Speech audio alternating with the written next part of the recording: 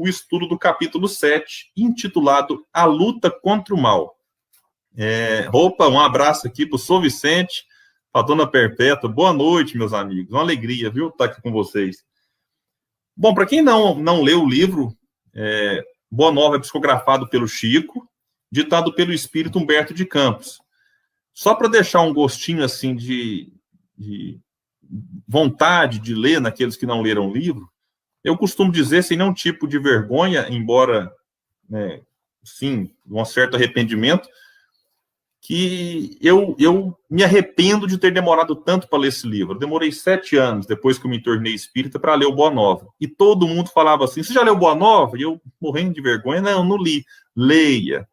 E eu, leio um, leio outro, coloca na frente e tal. Quando eu parei para ler o Boa Nova, eu falei, meu Deus, por que eu não li antes? Então, quando eu pensei em fazer um estudo lá para o canal, eu falei, vou fazer o do Boa Nova, porque é a maneira de eu me redimir com o tempo que eu fiquei sem lê-lo. Vale a pena, viu, gente? E quem já leu, releia, devagarzinho, um capítulo por dia, gente. Não vai gastar aí... Vou pegar numa leitura tranquila. Olha, não gasta 8 minutos. 8 minutos para ler um capítulo do Boa Nova. São 1, 2, 3, 4, 5, 6 páginas cada capítulo. Então você vai gastar aí 8 a 10 minutos para ler. Tire esse tempo do seu dia, antes de começar, antes de você trabalhar, ou no final do dia, ou enfim, a hora que você achar melhor, mas leia Boa Nova, vale a pena, viu? Tem gente falando aqui que o Boa Nova é meu livro de cabeceira. Realmente, meus amigos, vale a pena. Então vamos lá, capítulo 7, intitulado A Luta contra o Mal. Diz Humberto de Campos, então, de todas as ocorrências da tarefa apostólica, os encontros do mestre com os endemoniados constituíam os fatos que mais impressionavam os discípulos. Aqui é só um ponto já importante que eu faça uma pequena pausa para mostrar. Quem conhece o Evangelho sabe, então não é nenhuma novidade. Mas Jesus não era aquele que ficava só em contato com o que ele chamava dos sãos. Jesus estava em contato com os doentes, com os leprosos, com os enfermos, com os paralíticos, com todos aqueles que eventualmente poderiam se beneficiar do seu contato. E os endemoniados, que a gente vai explicar aqui o termo, não vou adiantar, também não estavam privados do contato com Jesus. Então, Jesus estava ali, socorrendo-os, auxiliando-os. E aqui o Humberto de Campos vai dizer que a palavra diabo, ele coloca entre aspas aqui, era então compreendida na sua justa acepção. Segundo o sentido exato da expressão, era ele o adversário do bem, simbolizando o termo, dessa forma, todos os maus sentimentos que dificultavam o acesso das almas à aceitação da Boa Nova. E todos os homens de vida perversa que contrariavam os propósitos da existência pura que deveriam caracterizar as atividades dos adeptos do Evangelho. Enfim, todos aqueles que estavam do outro lado, os adversários do bem, eu acho que essa expressão aqui, ela dá para dizer bem. Diabo é o adversário do bem, não é um ser. A Maria de Fátima perguntou que o canal é William Jacob, igual está o meu nome aqui no rodapézinho aqui. Então, todo aquele que é um adversário do bem é, deste modo, o diabo, simbolicamente falando. Por isso que Humberto de Campos coloca entre aspas. Não é aquela ideia do diabo como se fosse um ser que, vamos dizer assim, que disputasse forças com Deus. E segundo a gente observa, de acordo com algumas interpretações, dá a entender que, na concepção de alguns, o diabo seria até mais forte do que Deus. Então, o diabo é aquele adversário do bem. Se nós, em algum momento, estamos nessa condição, nós temos uma atitude que poderíamos falar diabólica. porque está dificultando, de certa forma, o bem, um exemplo. É nesse sentido. Então, claro, quando se fala em endemoniado, a gente dá para trazer para dentro da nossa interpretação espírita também como aquele indivíduo obsidiado, aquele indivíduo que estava sob o domínio de um espírito inferior, de um espírito infeliz, de um espírito impuro, que se incomoda com o bem, é um adversário do bem e por isso mesmo tenta fazer o mal a partir de um encarnado, os obsessores. E aí acontece uma coisa curiosa. Dentre os companheiros do Messias, Tadeu era o que mais se deixava impressionar por aquelas cenas dolorosas. Aguçavam-lhe sobremaneira a curiosidade de homem os gritos desesperados dos espíritos malfazejos, que se afastavam de suas vítimas sob a amorosa determinação do Mestre Divino. Quando os pobres obsidiados deixavam escapar um suspiro de alívio, Tadeu volvia os olhos para Jesus, maravilhado de seus feitos. Bom, aqui é uma cena curiosa. Eu, particularmente, nunca vi alguém, eventualmente, se debatendo sobre o efeito de um espírito. Eu sou espírita há 10 anos e não presenciei uma cena desse tipo. Em reunião mediúnica, algumas cenas... Eu frequentei muito pouco reunião mediúnica, pouco menos de 6, 7 meses. Assim, aí eu me desliguei do centro espírita que eu frequentava e fui fundar com alguns amigos o Grupo Espírita Leon Denis.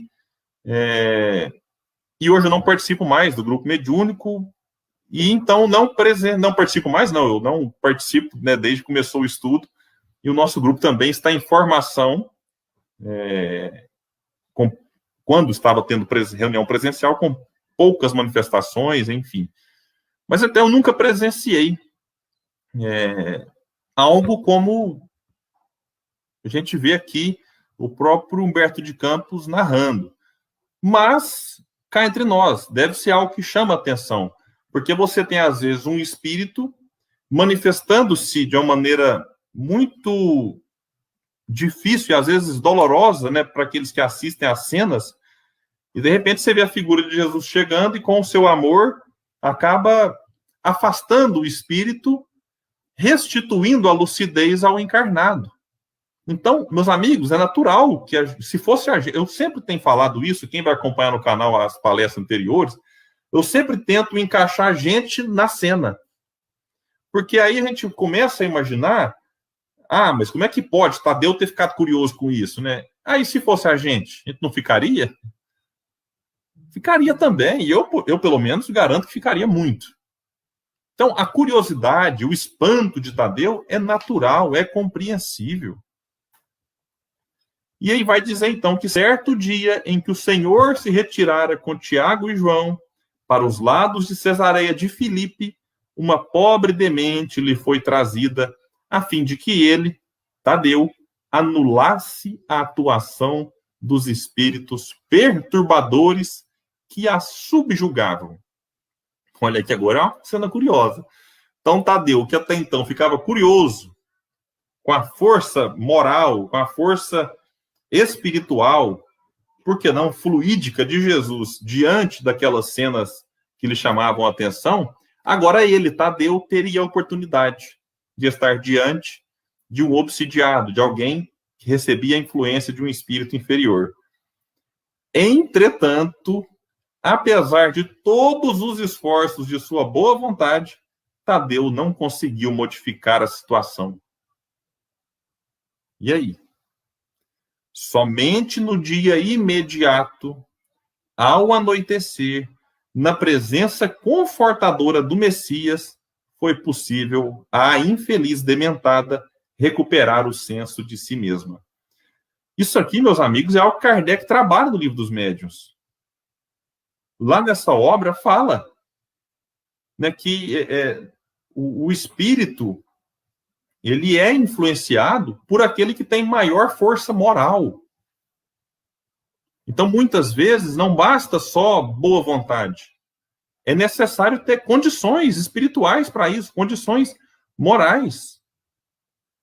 Né? Quantas vezes, por exemplo, nas reuniões mediúnicas, a gente não presencia cenas em que a gente tenta usar um termo que é muito utilizado, doutrinar o espírito, alguns não gostam do termo, ou falam esclarecer, dialogar, mas como diz Kardec, as palavras pouco importam, desde que a gente se entenda a respeito delas, e os espíritos, eles simplesmente falam para o encarnado que dialoga, mas quem é você que vem aqui me dar lição de moral, sendo que eu te acompanho no dia a dia e sei que, né, você não é lá essas coisas todas, não.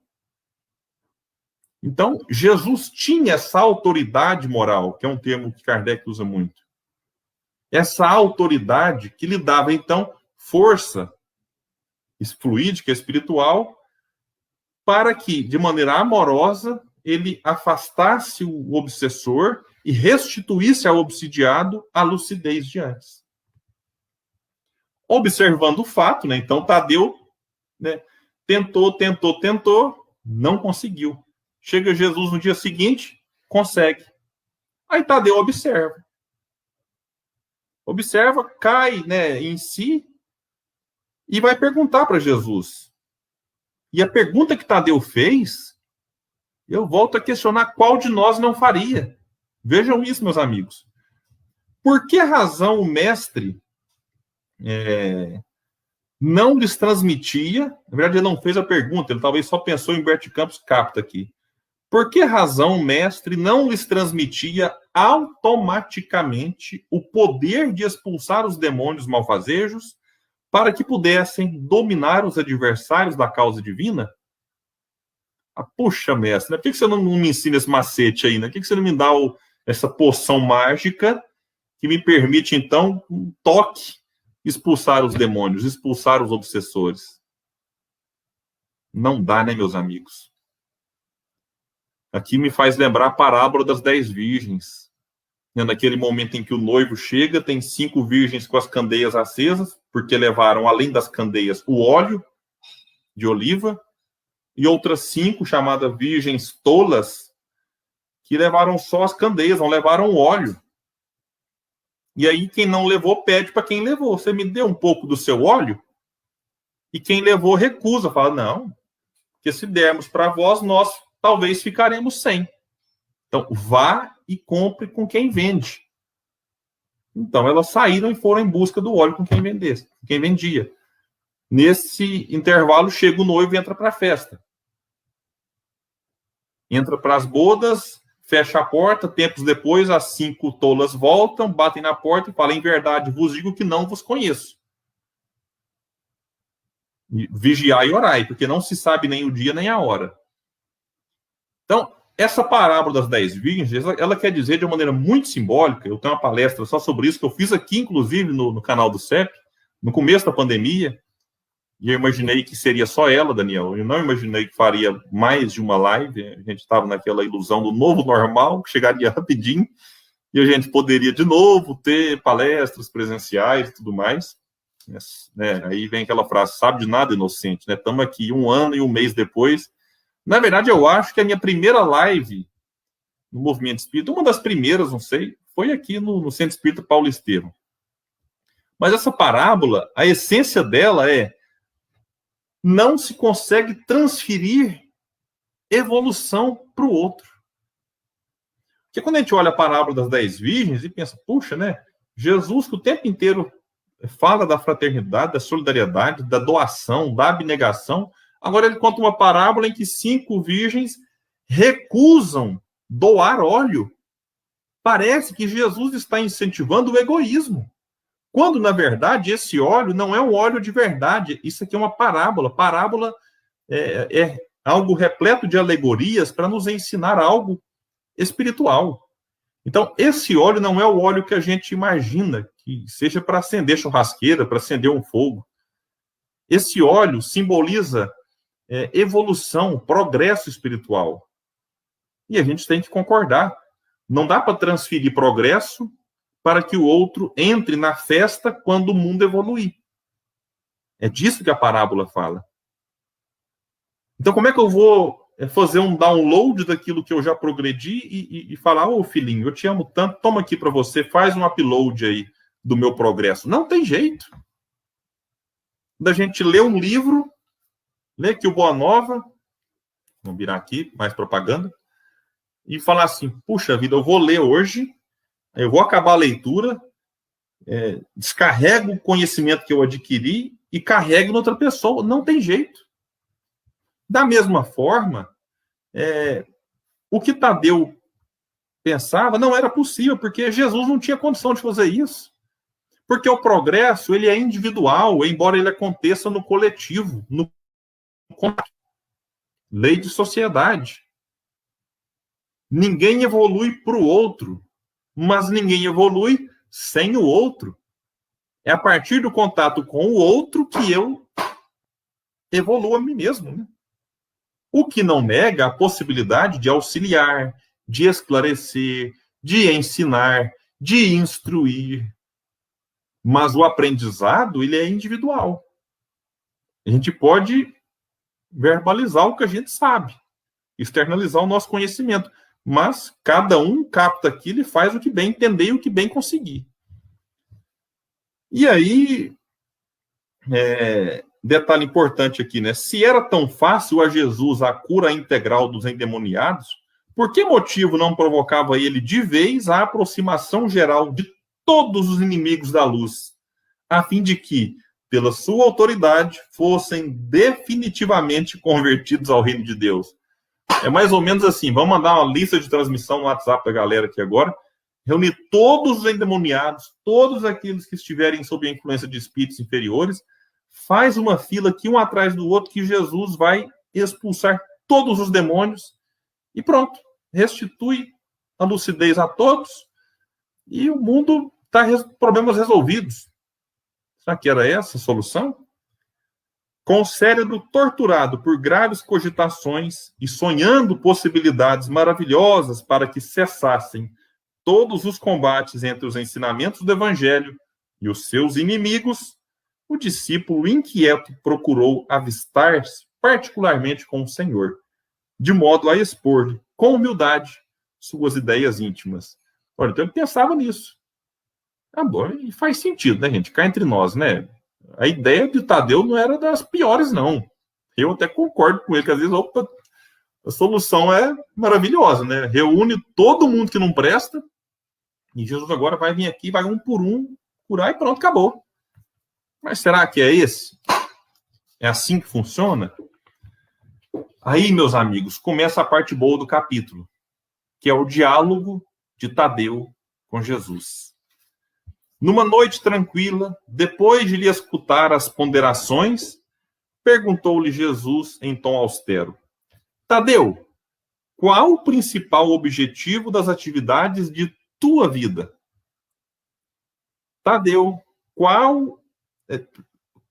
então, como se recebesse uma centelha, olha, uma faísca de inspiração superior, respondeu o discípulo com sinceridade: Mestre, estou procurando, eu acho bom pegar os verbos para a gente entender melhor. Estou procurando realizar o reino de Deus no coração.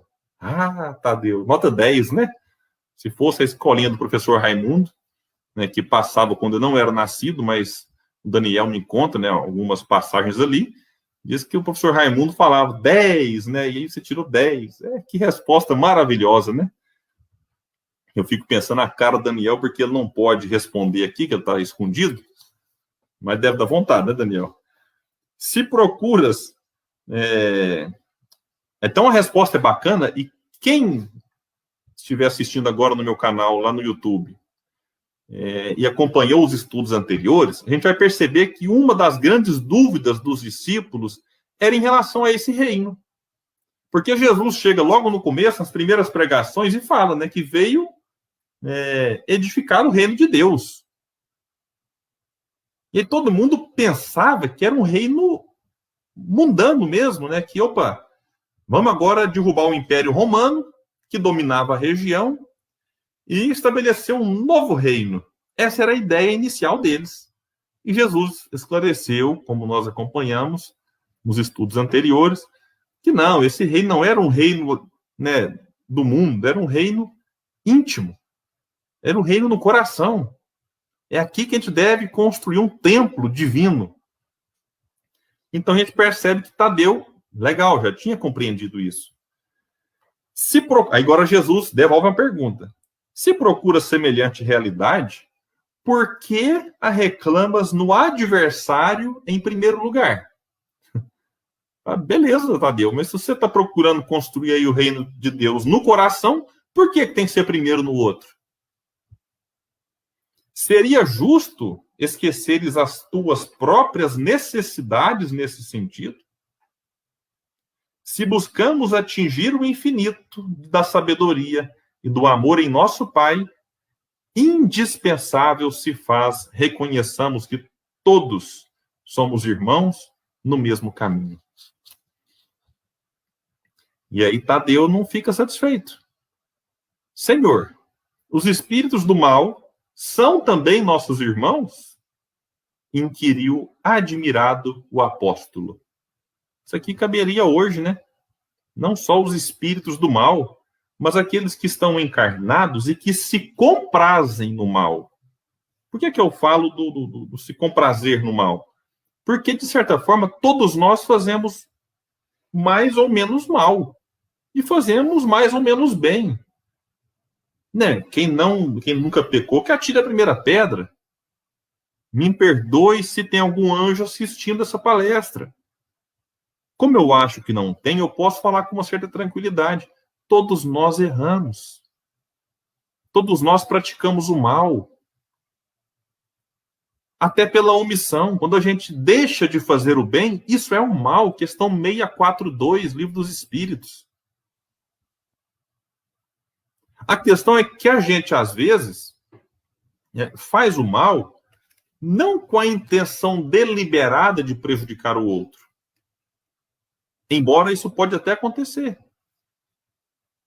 Eu sempre digo assim, gente, a gente pode errar na vida, a gente erra muitas vezes. Quem não?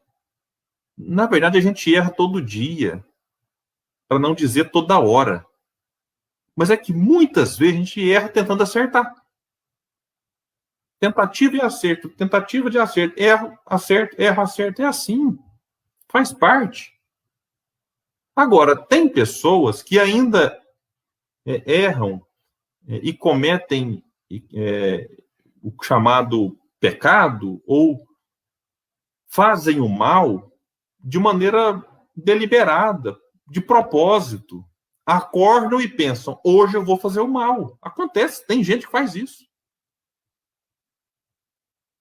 Sabe-se lá, egoísmo, interesse pessoal, avareza, desejo de poder, status, sabe-se lá o motivo.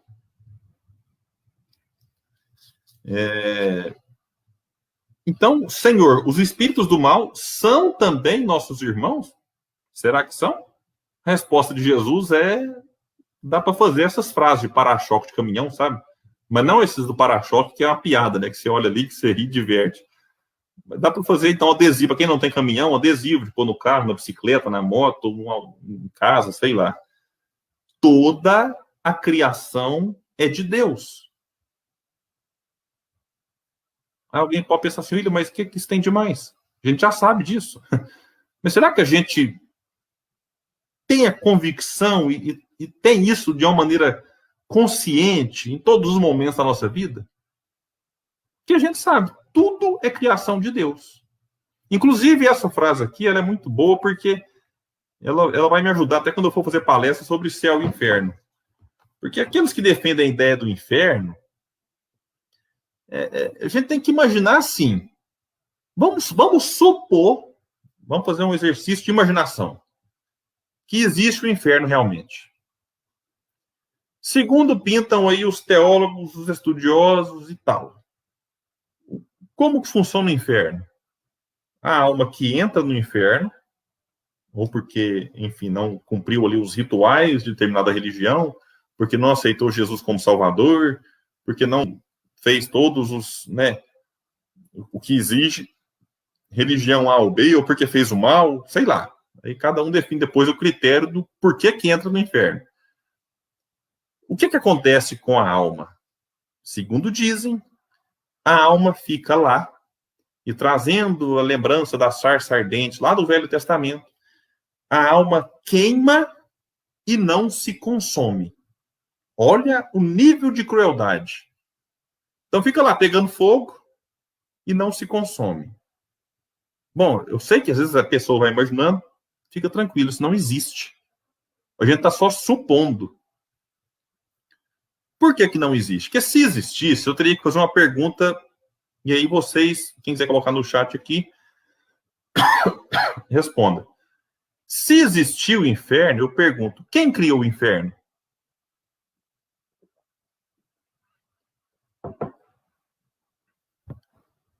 Quem criou o inferno? Bom, aqui acabou de dizer que no livro Boa Nova, toda a criação é de Deus. Se o inferno existe, foi Deus que criou.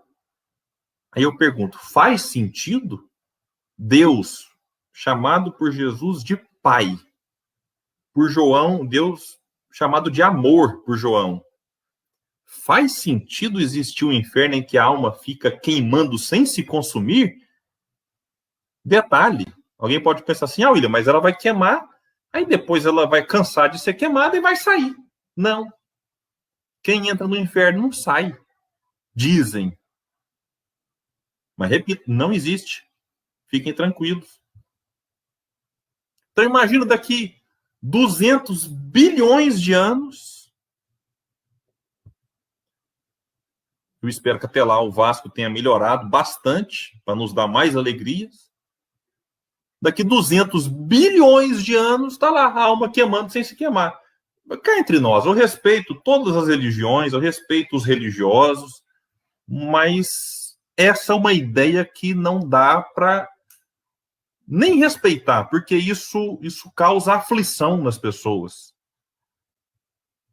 Isso causa angústia nas pessoas que têm filhos desencarnados e às vezes acham que o filho está no lugar desse, porque ele não aceitou Jesus enquanto estava encarnado, porque ele não cumpriu os rituais da igreja que pertencia. Então eu vou me lembrar do Papa João Paulo II, que disse que céu e inferno são estados de consciência. Só que a gente ainda traz essa ideia de que eu vou incutir o medo do inferno, que é para a pessoa se tornar uma pessoa boa. Ou do umbral, né? Falou, opa, olha o cuidado com o umbral. O que é isso, meus amigos? Vamos pensar. Bom, umbral, pelo menos, alguém sai de lá, né? Já o inferno não faz sentido um filho de Deus ficar no local criado por Deus para sofrer eternamente. Por isso que fala, o fogo do inferno é eterno. William, mas Jesus fala alguma coisa nesse sentido. É metáfora, é força numa expressão para dizer muito. Porque quando você está sofrendo, você não, às vezes não vê fim para aquele sofrimento. Até alguns espíritos, quando se manifestavam para Kardec e para outros médiuns ainda hoje, às vezes eles falam, eu estou no sofrimento eterno. É porque ele não consegue imaginar um fim que vai existir. O sofrimento tem data para acabar, de todo mundo. Então esse eterno é muito relativo. Então não dá para levar o pé da letra de que existe um lugar desse. Aí alguém pode pensar, não, William, mas quem criou o inferno não foi Deus. Foi o diabo. Foi o diabo. E Deus autorizou? É uma pergunta que eu faço sempre. Não, Deus não autorizou. Então quer dizer que o diabo é mais poderoso do que Deus, porque Deus fala, não pode, e ele vai lá e faz. Aí alguém pode argumentar e falar assim, não, é porque o diabo fez escondido de Deus, Deus não sabia que seria feito. Por isso ele não impediu antes. Então Deus não é mais onisciente que sabe de tudo o que acontece? Então, não faz sentido. Não faz sentido. A ideia do inferno realmente não faz. Mas vamos voltar para cá, então. Toda a criação é de Deus. Os que vestem a túnica do mal envergarão um dia a da redenção pelo bem. Acaso poderias duvidar disso?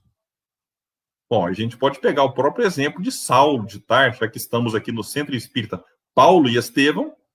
A gente tem na figura de Saulo e Paulo o exemplo fiel disso. Aquele que perseguia cristãos, ou seja, era um adversário do bem.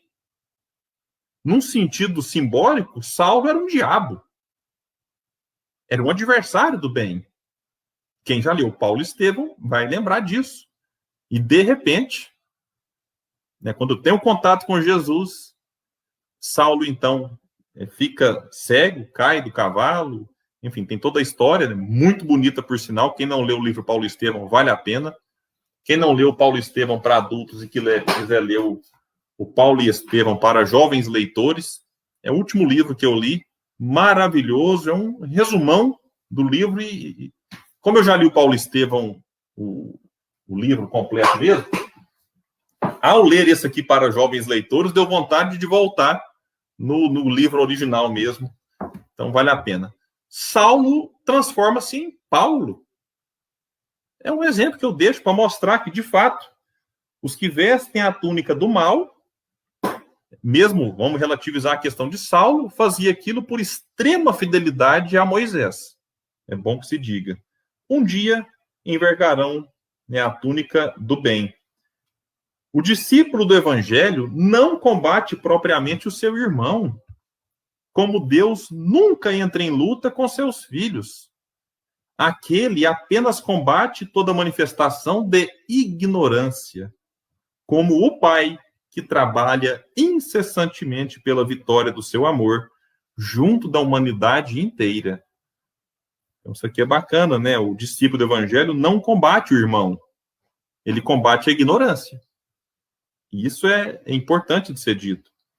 No entanto, não seria justo, ajuntou o discípulo com certa convicção, convocarmos todos os gênios malfazejos para que se convertessem à verdade dos céus. Então, aquilo que ele só pensava antes, né? Ele agora coloca para Jesus, de reunir a galera do mal e converter todo mundo de uma vez. Aí Jesus responde perguntando: por que motivo não procede Deus assim? Porventura, teríamos nós uma substância de amor mais sublime e mais forte que a do seu coração paternal? Ou seja, seríamos nós melhores do que Deus? Porque Deus não usa esse método. Deus não converte todo mundo de uma vez só. Se alguém te convoca, continua Jesus, se alguém te convoca ao labor ingrato da má semente, não desdenhes a boa luta pela vitória do bem, encarando qualquer posição difícil como ensejo sagrado para revelares a tua fidelidade a Deus. Abraça sempre o teu irmão. Se o adversário do reino te provoca ao esclarecimento de toda a verdade, não desprezes a hora de trabalhar pelo triunfo da luz, mas segue o teu caminho, no mundo atento aos teus próprios deveres, pois não nos conta que Deus abandonasse as suas atividades divinas para impor, olha o verbo, para impor a renovação moral dos filhos ingratos que se rebelaram na sua casa. Se o mundo, Tadeu, parece povoar-se de sombras, é preciso reconhecer que as leis de Deus são sempre as mesmas em todas as latitudes da vida. Ou seja, ela não muda. A lei de Deus não muda de acordo com as circunstâncias. Ah, William, estamos em pandemia. A lei de Deus é a mesma. A pandemia passou, a lei de Deus continua a mesma. Ah, daqui a pouco vem a terceira onda. É a mesma. A lei de Deus não muda. Vale em todas as épocas, em todos os cantos, em todo o universo. Não é uma lei divina para nós, uma lei divina para quem mora na Europa, uma lei divina para quem mora na África, não. Uma lei divina para quem mora na Terra, para quem mora em Júpiter, para quem mora... Não. É a lei divina, porque Deus é único. Não é o Deus da Terra, é o Deus do universo. ou dos multiversos, aí, como já dizem hoje. Continua Jesus: é indispensável meditar na lição de nosso Pai e não estacionar a meio caminho que percorremos. Os inimigos do reino se empenham em batalhas sangrentas? Não ouvides, esse ouvides aqui é não esqueças. Não esqueças o teu próprio trabalho. Padecem no inferno das ambições desmedidas? Caminha para Deus. Lançam a perseguição contra a verdade? Tens contigo a verdade divina que o mundo não te poderá roubar nunca. Os grandes patrimônios da vida não pertencem às forças da terra, mas às do céu. Essa frase aqui agora é espetacular. O homem que dominasse o mundo inteiro com a sua força teria de quebrar a sua espada sangrenta ante os direitos inflexíveis da morte. Meus amigos, porque ninguém leva espada que simbolizava o poder para o caixão. Pode até levar para o caixão, mas para o mundo espiritual, não. Então, aí a morte nos iguala. A morte, ela não diferencia classe social, gênero, orientação sexual, nada disso que nos diferencia aqui na Terra nos diferencia diante da morte. Claro que a classe social, o país em que a gente nasce, a região, isso pode determinar ou influenciar na expectativa de vida, isso pode. Quem nasce, por exemplo, no sertão nordestino, tem uma expectativa de vida menor do que quem nasce, por exemplo, numa cidade grande de Santa Catarina, do Paraná, por exemplo. Quem nasce na África tem uma expectativa de vida menor do que quem nasce nos países nórdicos, por exemplo. Mas eu não quero dizer em relação à expectativa de vida. Sim, dependendo da classe social, você tem mais chance de sobreviver, mais recursos, sobretudo em países extremamente desiguais, como o Brasil. A gente tem visto isso muito fortemente na própria pandemia. Mas quando eu falo que a morte nos iguala a todos, é porque ela chegará um dia para todos nós. Não existe dinheiro no mundo que mantenha a eternidade no corpo físico. Não. Não existe o ser mais poderoso no mundo que vencerá a lei de destruição que um dia impõe com que todos nós deixemos esse corpo pelas vias da morte. Não tem. Então, o indivíduo mais poderoso do mundo, ele um dia vai desencarnar. E esse poder que ele utilizou aqui, do outro lado, só será lhe pedido conta. Olha, o que você fez disso? Hoje, por exemplo, o indivíduo mais poderoso no mundo, creio eu, é o Joe Biden. Porque é o presidente do país mais rico, mais poderoso. Bom, pelo menos ainda estou falando de hoje.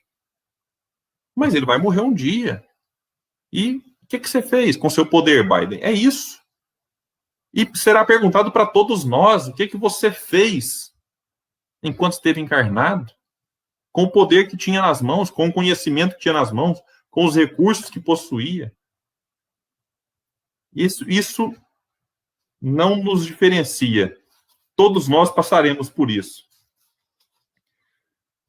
E, além desta vida, ninguém te perguntará pelas obrigações que tocam a Deus, mas unicamente pelo mundo interior que te pertence a ti mesmo, sob as vistas amoráveis de nosso Pai. Continua Jesus. Que diríamos de um rei justo e sábio que perguntasse a um só de seus súditos pela justiça e pela sabedoria do reino inteiro? Pensou? O rei chama um súdito e quer perguntar para ele sobre a justiça e a sabedoria do reino inteiro. A gente faria isso? Acho que não, né? Entretanto, é natural que o súdito seja inquirido acerca dos trabalhos que lhe foram confiados, no plano geral, sendo também justo se lhe pergunte pelo que foi feito de seus pais, de sua companheira, de seus filhos e irmãos. Ou seja, Deus não vai nos pedir conta do que aconteceu no mundo, lá fora. Mas o que aconteceu no nosso mundo, daquilo que era da nossa responsabilidade, dentro, sim, desse plano geral. Então, vamos pegar a pandemia. Deus não vai perguntar para nós assim, mas e aí? Desenvolveu vacina nesse e naquele tempo? Não, porque a nossa tarefa não era desenvolver vacina. Mas será inquirido a cada um de nós, né, como é que você se comportou na pandemia? E aí? Saiu lambendo corrimão, esparramando vírus e tudo mais? É isso. É a nossa atitude no plano geral. Agora sim, aqueles que têm a tarefa de desenvolver vacina, esses serão cobrados pela responsabilidade que tinham.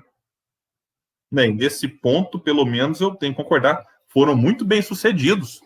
Um avanço extraordinário da ciência humana, que desenvolveu uma vacina num tempo curto, claro, se aproveitando de avanços, evoluções anteriores, e assim gira a lei do progresso.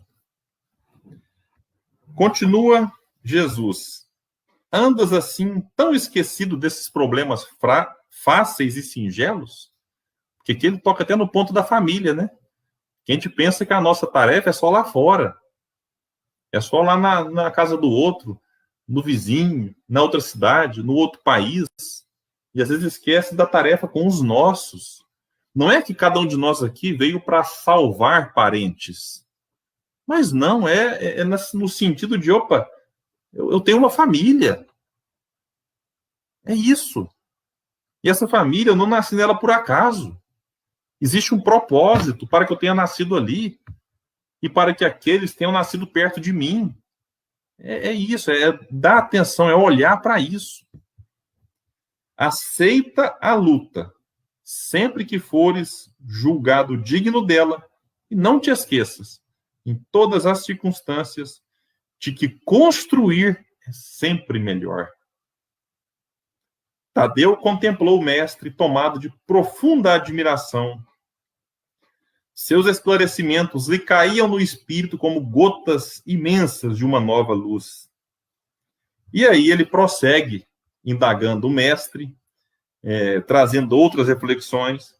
Jesus reforça, agora com outras palavras, tudo aquilo que ele já havia dito, e vai dizer aqui no final do próximo parágrafo: o adversário é sempre um necessitado que comparece ao banquete das nossas alegrias, e por isso, embora não tenha convocado, convidando somente os aflitos, os simples e os de boa vontade, nunca lhe fechei as portas do coração, encarando a sua vinda como uma oportunidade de trabalho de que Deus nos julga dignos. Aí o Tadeu sorri, né? Fica imaginando, né?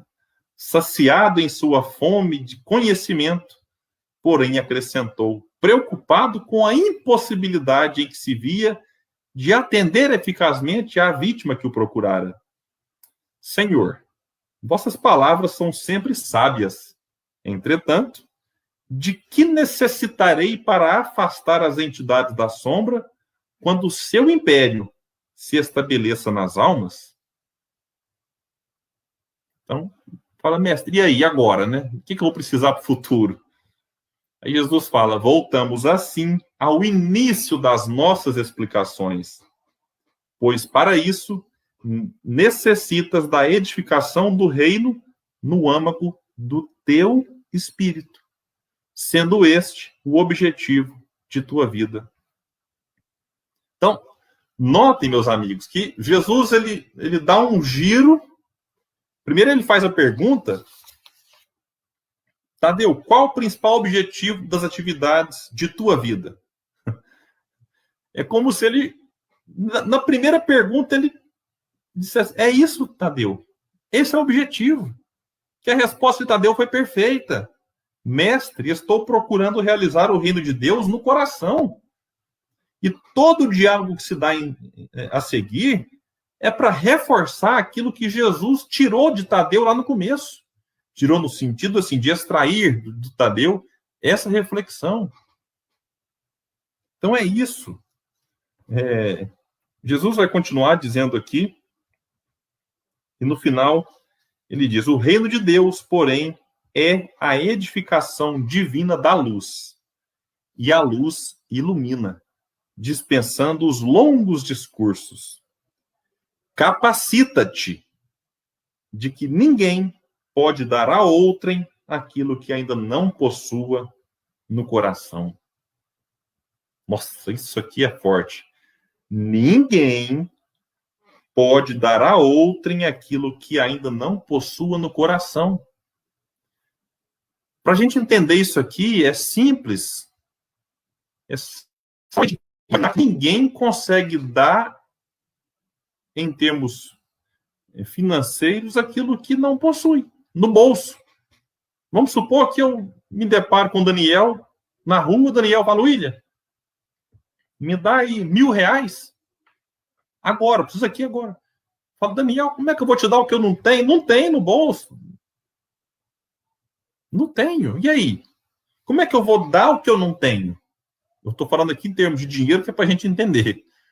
Da mesma forma, é a coisa do coração. Como é que eu vou dar a algum espírito endemoniado aquilo que eu não possuo? Por isso a importância da gente edificar o reino de Deus no coração. Porque eu vou poder oferecer o que ao outro? O meu coração. Então, a luta contra o mal, que é o tema do capítulo e o tema, né, desse nosso bate-papo aqui, na verdade não é um bate-papo, né, é um monólogo. Então, o tema dessa nossa palestra, desse nosso estudo, é isso: a luta contra o mal se dá de que forma?